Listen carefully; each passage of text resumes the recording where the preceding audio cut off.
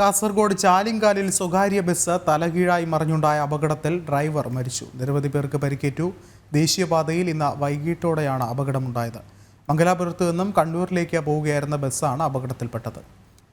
കൂടുതൽ വിവരങ്ങളുമായി ദിസ്ന സുരേഷ് ചേർന്നുണ്ട്. ദിസ്ന, വളരെയധികം ദുഃഖകരമായ ഒരു കാര്യം തന്നെയാണ്. ഡ്രൈവർ മരണപ്പെട്ടിരിക്കുന്നു. മറ്റ് പരിക്കേറ്റ യാത്രികരുടെ നിലവിലെ സ്ഥിതിഗതികൾ എങ്ങനെയാണ്?